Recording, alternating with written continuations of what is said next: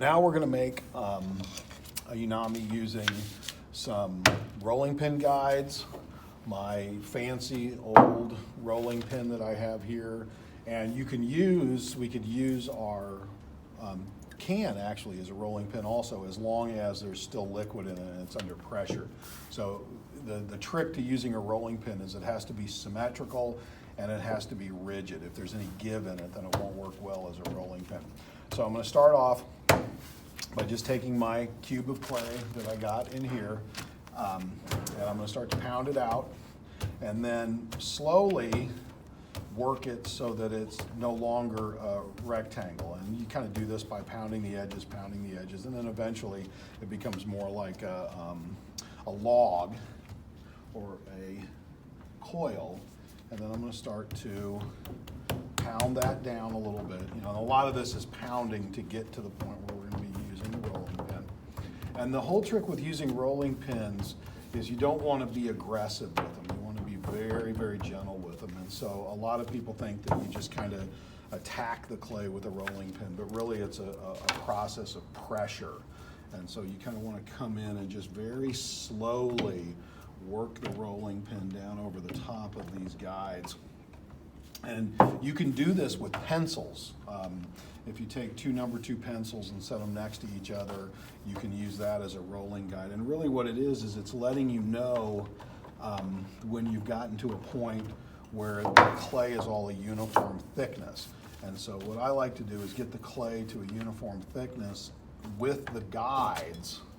And notice I'm flipping it over so that it stays dry. And every time I flip it, you'll notice that the paper's a little wet underneath. And so sometimes what I have to do is actually have to move it. So, there. And so now that I've got this like this, I can come in with the rolling pin and I can hit it vertically. So I can start to make the wall of the cup go up. And then flip it this way.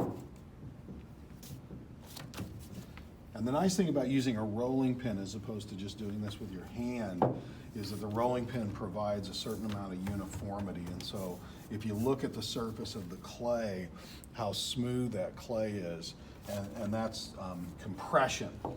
And compression is really the key to having a piece survive for a long time. Is the more compression that you can put that clay under, the more the particles in the clay are smashed together, and that creates for a stronger piece when it's fired. And kind of the older the rolling pin is too, this is kind of fun. You can see my rolling pin here is kind of dinged up a little bit. So when I'm rolling with it, I get these little marks in there, which are process marks. And sometimes you can control the cup so much so, and the cup is so perfect that there's no life to the cup. And I think some of the most beautiful cups that I've ever made or ever used are ones that have some little happy accidents in them. And so sometimes in an attempt to make something so perfect, we get trapped into trying to make something that looks like it came from a machine. And this process of making these Yunomi cups is really just about exploring the possibility of making something to drink out of. Give it another little roll here. So, come in. I want to use my straight edge again. And you'll notice I'm not cutting all the way down. What I'm doing is scoring to find the mark and then coming back through with my nice little wooden tool and then cutting that away. So I've got my can of Sprite. I'm going to come here, roll that, make sure I've got enough room, and then come over maybe about 1/2 inch to 1 inch, make that mark, score, finish cutting.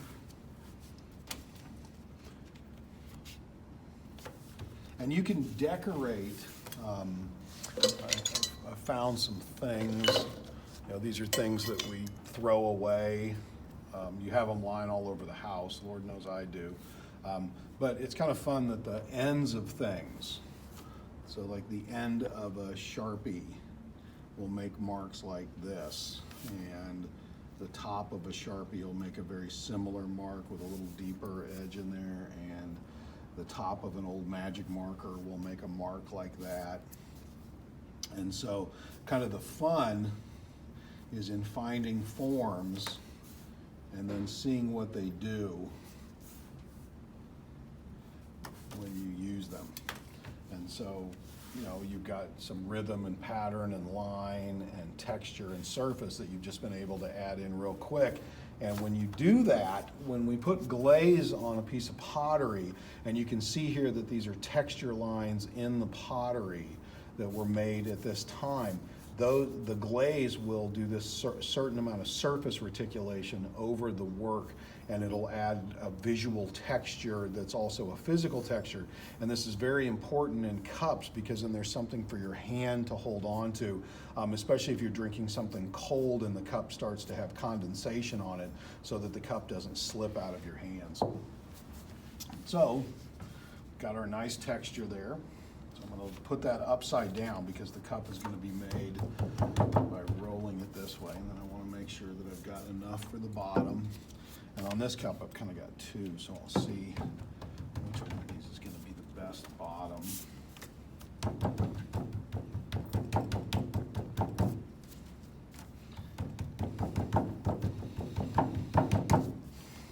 Just set those off to the side. You can see how wet they are. So we want to make sure that we're moving them so that they don't get stuck. And if your table surface gets too wet, the clay will stick to it, and it's almost at that point it's time to go get a new piece of paper if it's saturated. And so you see how we're rolling that up so that the paper comes down to an edge of the cup or of the can and is flat, so it's not going over, it's just right there on that part. And we're going to roll that up.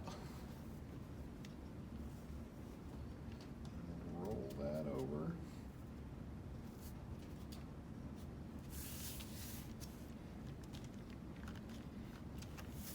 And it's okay if you miss a little bit there, because you can take some of your extra clay. And again, this is that thing that you talk about, you know, the kind of imperfect perfect, is I can take a little bit of clay right there and add that in and then just roll it.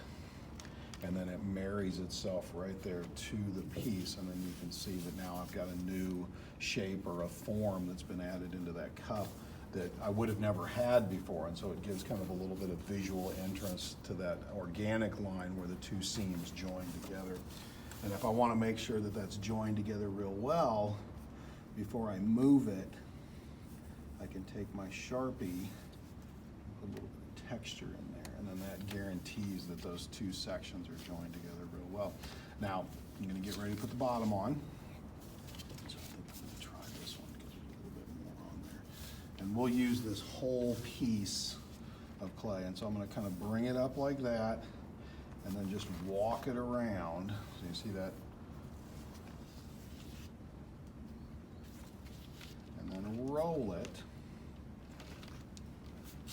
And then that marries that bottom piece. And you see how that organic piece, it was not a perfectly round piece, but you see how it gives me that nice little arc right there and a smile. And if I want to clear that up a little bit from that texture, before I remove the cup, I can go in there and just add that again. A little double image there. And then I'm going to take the can out, take the paper out,